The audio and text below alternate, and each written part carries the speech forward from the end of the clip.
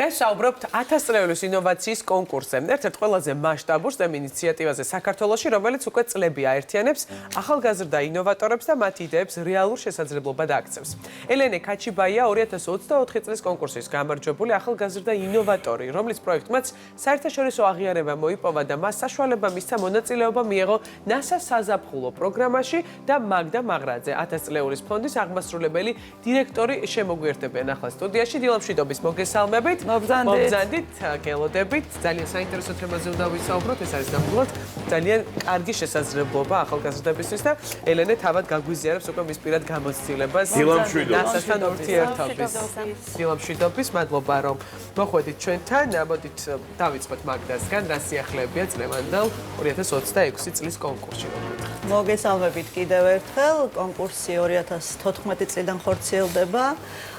და წელს გვაქვს ის სიახლე, რომ გამოვაცხადეთ კონკურსი და კვლავ ვაგრძელებთ თანამშრომლობას NASA-სთან და პირველ ადგილზე გასულ გუნდს ისევ ექნება უნიკალური შესაძლებლობა.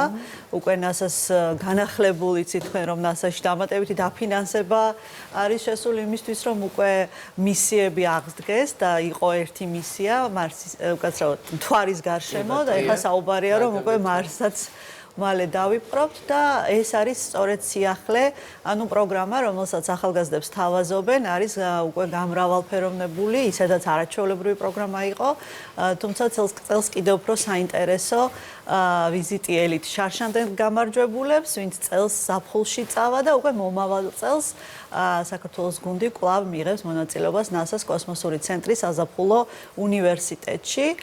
კონკურსი გამოცხადებულია ყველას, ვისაც აინტერესებს ჩართვა 13-დან 17 წლამდე ასაკის ახალგაზრდებისთვის გახლავთ ეს კონკურსი. 1 ივნისამდე შეუძლიათ შემოიტანონ განაცხადები და მიიღონ მონაწილეობა. თქვენი დაკვირვებით რა ტიპის პროექტები არის მოთხოვნა ამდენი წლის განმავლობაში უკვე გექნებათ ხო ეს რაღაცა სტატისტიკა. ყველაზე მეტად რომელი პროექტები არის მოთხოვნადის და წარმატებული შესაბამისად? პროექტები არის საბუნებისმეტყველო საინჟინრო ტექნოლოგიის დარგებში. ჩვენი ფონდის ვებგვერდზე არის ჩამოთვლილი დეტალურად სფეროები, სადაც შეგიძლიათ რომ წარადგინოთ პროექტი. ძირითადად და ხშირად გვაქვს გარემოს დაცვა, რომელიც არის ესეთი ძალიან მნიშვნელოვანი. დღეს არის დედამიწის დღე და აქაც გვაქვს ძალიან ხშირად წარმოდგენილი პროექტები, ჯანდაცვა, რობოტექნიკა, ეხლა უკვე კიბერუსაფრთხოება გახდა ახალი, ასე ვთქვათ, დარგი და საინტერესო და ხელოვნური ინტელექტიც უკვე რამოდენიმე წელია ბოლო პერიოდში ძალიან აქტიურად არის წარმოდგენილი ამ სფეროებში ახალგაზრდების პროექტები. ელენეს ვკითხოთ, ყველაზე რთული რაც გახსენდება თქვენ პროექტში რა იყო, აი სად დაფიქრდით იმაზე, ღირს თუ არა, ან რა რთული ყოფილა, არ მეგონა ესეთი შეგრძნებები თუ გქონდათ და კონკურსის რა ეტაპზე? დიახ, გაგაცნობთ ჩვენს პროექტს, მე 2024 წლის გამარჯვებული 1000 წლეული ინოვაციის კონკურსის. ჩვენმა გუნდმა გავაკეთეთ პროექტი წყლის ნავთობისგან გამწმენდი უპილოტო ნავი. კონკურსი ორ ეტაპად იყოფა. პირველი ეტაპი არის ნახევარფინალი და შემდეგ უკვე ფინალი, როდესაც უკვე ჟიურის ვერცნობთ ჩვენს პროექტს.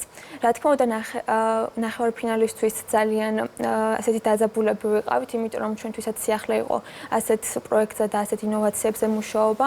რა თქმა უნდა, ძალიან დიდი ბევრ სირთულეს გადავაწყდით პროექტზე მუშაობის დროს, მაგრამ თავარი არის, რომ ზუსტად ამ მომენტზე არ დანებდე და გააგრძელო. იცით რა, ნავი ახსენეთ, კიდე ერთხელ გითხარით, როგორი ნავი გააკეთეთ? დიახ, გავაკეთეთ ნავი, რომელიც უშუალოდ ოკეანეებში, წყლებში შედის. GPS მოდული და ხელოვნური ინტელექტის მეშვეობით აღმოაჩენს ნავთობის დაბინძურებულ არეალს და უკვე შემდგომ იწყებს ამ არეალის გასუფთავებას. აქვს სპეციალური ავზი, რომელშიც უკვე ამ ნავთობს დააბრუნებს.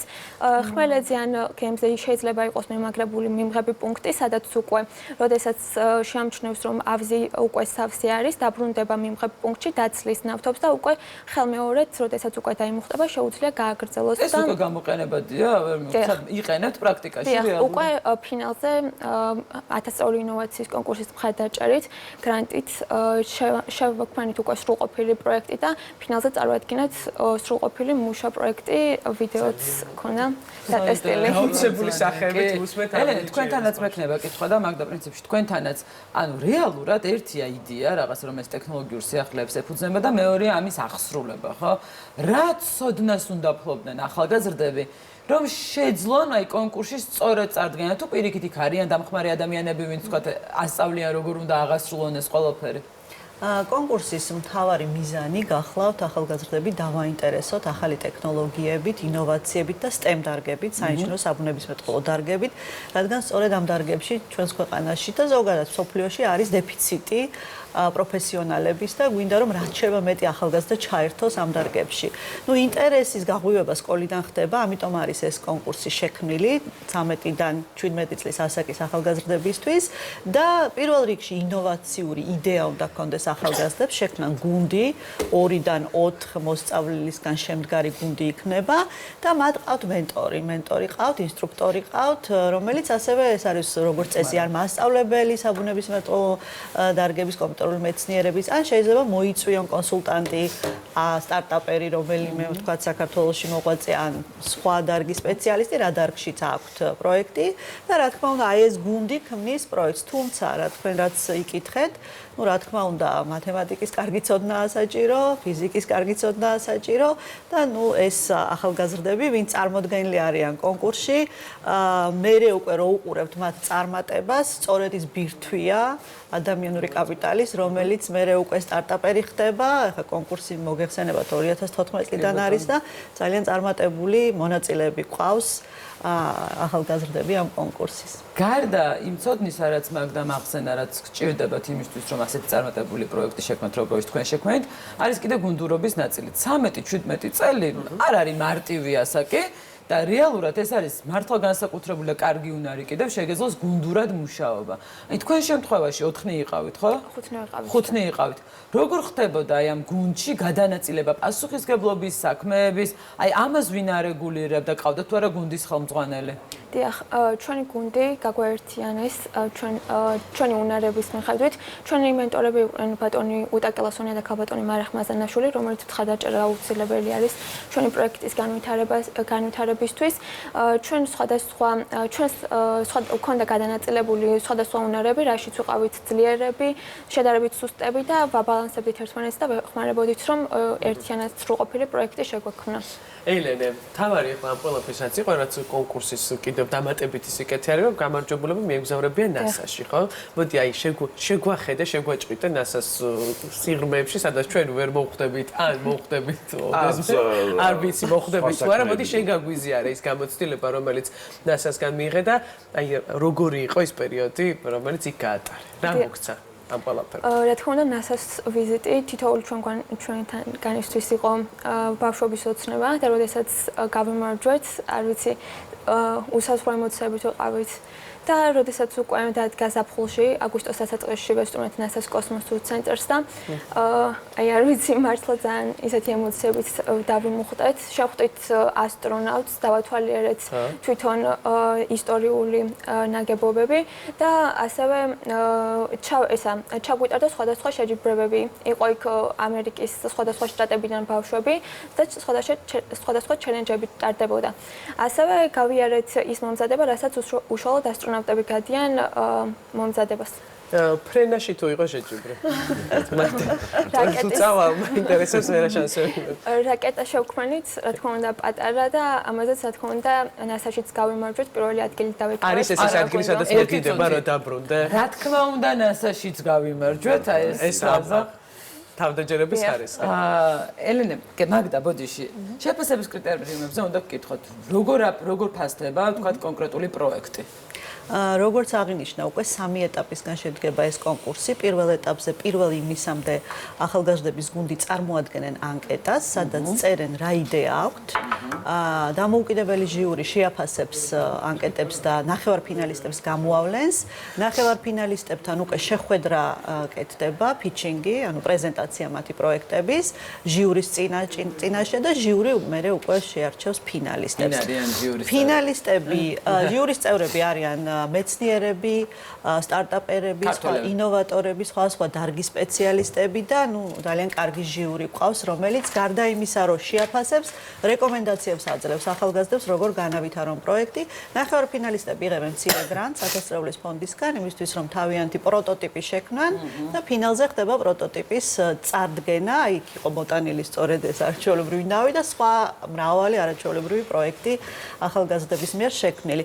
კრიტერიუმები გახლავთ ის, რომ პროექტი უნდა იყოს ინოვაციური, წარმოდგენილი უნდა იყოს იმ სფეროებში, რომელიც არის პრიორიტეტული, ანუ საბუნებისმეტყველო, საინჟინრო, ახალი ტექნოლოგიები და დანერგვადი. ანუ უნდა შეიძლებოდეს დანერგვა და უნდა იყოს გამოყენებითი. ანუ შეიძლებოდეს აი თქვათ ამ პროექტის განხორციელება და მნიშვნელოვანი იყოს რომ ვთქვათ ამ ბიზნესმა გამოიყენოს ან სხვა სექტორში სარგებელი იქნეს მიღებული. ელენეს მინდა ვკითხო, ამ პროექტმა გარდა იმისა, რომ მოგცა შესაძლებლობა ყოფილიყავი NASA-ში, რაც მართლაც რაც აუხდენელ ოცნებას გავს ყველა ადამიანს დედამიწაზე აინტერესებს იქ მოხვედრა, იმიტომ რომ სწორედ NASA არის ორგანიზაცია, რომელზეც ბევრი რამ არის დამოკიდებული ზოგადად ამ სამყაროში რა როგორ განვითარდება. რა არის თუ არა გარდამტეხი შენთვის შეიცვალა თუ არა რაიმე შეხედულებები მომავალთან დაგეგმვის პირობებში მაინტერესებს.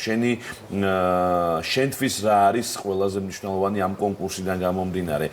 ხელშესახები არის თუ არა ცვლილება თქვა რაც შენ ყოველდღიურობაში არის თუ დაფიქრდი პროფესიასთან დაკავშირებით არჩევაზე და ასე შემდეგ. მოკლედ, რა როლი აქვს ამ კონკურსს თქვენთვის? დიახ, რა თქმა უნდა, ამ კონკურსმა ჩვენს თითოეულ ცხოვრებაში გადამტეხი როლი შეასრულა, რადგანაც კონკურსის ფარგლებში არა მხოლოდ პიროვნულად, ასევე პროფესიონალურად გავიზარდეთ. ანუ აქ არა მხოლოდ პროექტის შექმნა, არამედ კომუნიკაცია, იდეის სწორად ფორმირება, ინოვაციის ძიება და ძალიან ბევრ სხვადასხვა ანუ უნარს მოითხოვდა დიახ და რა თქმა უნდა აღსანიშნავი არის ის პერსპექტივა, რასაც კონკურსი შემდგომში გვაძლევს, იმიტომ რადგან თითოეული ჩვენგანი დავფიქრდით და თითოეული ჩვენგანი უკვე ვაგრძელებთ ამ ხრივ სწავლის გაგრძელებას ვაპირებთ და აქ NASA-ში ვიზიტით, როდესაც უკვე გავისაუბრეთ ასტრონავტებს, იქ მყოფ მომუშავე პერსონალებს, რა თქმა უნდა, შეცვალა ჩვენი ხედვა და უფრო გასაგებია მნიშვნელოვანია რომ აგრძელებენ სწორედ STEM დარგებში სწავლას. ეს არის ჩვენთვის ძალიან დიდი პრიორიტეტი და მნიშვნელოვანი შედეგი, იმიტომ რომ არ გვინდა რომ ეს ადამიანები დაიკარგონ და სხვა სფეროებში წავიდნენ, ჩვენთვის ეს გახლავთ მნიშვნელოვანი. მეორე და მესამე ადგილზე გასულ გუნდებზეც ვიტყვი 2-3 სიტყვას, იმიტომ რომ არაჩვეულებრივი პრიზები გვაქვს სხვა. მეორე ადგილზე გასულ გუნდს საქართველოს ინოვაციებისა და ტექნოლოგიების სააგენტო აჯილდოვებს და adzამნის სტენფორდის უნივერსიტეტში რობოტექნიკის საზაფხულო სკოლაში სილიკონ ველიზე. ეს არაჩვეულებრივი გამოცდილებაა. NASA-ში მოხვედრა შესაძლებელია და მესამე ადგილზე გასულ გუნდს ასევე აჯილდოვებს Liberty Bank-ი აჯილდოვდა აქამდე და ეს გახლავთ CERN-ში ვიზიტი შვეიცარიაში, სადაც ასევე არის საზაფხულო პროგრამა. მოკლედ, ყველაფერია იმისათვის, რომ ბავშვებმა მიიღონ განათლება, განვითარდნენ და ყველა გზა მაინც დასამდები. მაინტერესებს აი საუბრის დასასრულს რო ვიკითხვა, ზოგადად ახლა STEM მიმართულება საქართველოში, იმიტომ ბევრს ვსაუბრობთ, ბევრი რაღაცა ორგანიზაციას დაფუძნა, ვის ასწავლის მსგავს მიმართულებას, რა ეტაპზე ვართ, იმიტომ რომ ეს მართლა მომავლის პროფესიებია და რა ხდება აი ამ ეტაპზე საქართველოში? STEM დარგები, საინჟინრო საბუნებისმეტყველო დარგები და მათემატიკა ნამდვილად უფრო პოპულარულია დღეს, ვიდრე როცა ჩვენ დავიწყეთ 1000 წლების ფონდმა მუშაობა საქართველოში. ჩვენ უყურებთ განსაკუთრებით, სადაბარებენ ახალგაზრდები, აბიტურიენტები, რა დარგებს ირჩევენ და კომპიუტერული მეცნიერება უკვე ტოპ 3, ვთქვათ, პროგრამაშია, რასაც ახალგაზრდები ირჩევენ, ეს ჩვენთვის ძალიან მნიშვნელოვანია. გარდა ამისა, თავისთავად ის, რომ თქვენ მედია საუბრობთ STEM-ზე, საქართველოს მთავრობას პრიორიტეტი აქვს STEM დარგების განვითარება და ყველა საერთაშორისო პარტნიორი იქნება ეს თუ ბიზნესი ჩართულია ამ საქმეში, ეს ძალიან კარგი ნიშანია იმისა, რომ ქვეყანამ და საზოგადოებამ უკვე კარგად გაიგო, რომ STEM-ში არის მომავალი, ახალ ტექნოლოგიებში, ინჟინერიაში და ქვეყნის განვითარებისთვის ძალიან მნიშვნელოვანია ამ სფეროებში ადამიანური კაპიტალის, ანუ მაღალი, ვთქვათ, მომზადების პროფესიონალების არსებობა. კიდევ ერთხელ გამომეოროთ დასასრულისკენ ადამიანებს, რომლებსაც გაუჩნდათ ახლა სურვილი, რომ მიიღონ ამ არაჩვეულებრივ კონკურსში მონაწილეობა, რომდენმე თქვათ შესაძლებლობა რომ წარადგინონ დარეგისტრირდნენ ამ კონკურსში და რა არის მთავარი მოთხოვნები და სად უნდა გაეცნონ ამ ყველაფერს. 1000 ლეულის ინოვაციის კონკურსი გამოცხადებულია 1 ივნისამდე ყველა დაინტერესებულ ახალგაზრდას 13-დან 17 წლამდე ასაკის აქვს შესაძლებლობა 1000 ლეულის ფონდის ვებგვერდზე შეავსოს აპლიკაცია, განაცხადის ფორმა, წარადგინოს მათი იდეა და ჩაერთოს კონკურსში. ძალიან დიდი მადლობა. კი ბატონო, დიდი მადლობა. წარმატებებს უსურვებთ. მადლობა თქვენ თქვენ. ახლა ჩაერთობა კონკურსში, მე მოვიწოთ ელენას მსგავსად და კიდევ ერთხელ გავოცდებით დარწმუნებული ვარ, როგორც დღეს ელენემ გაგვაოცა თავისი პროექტით.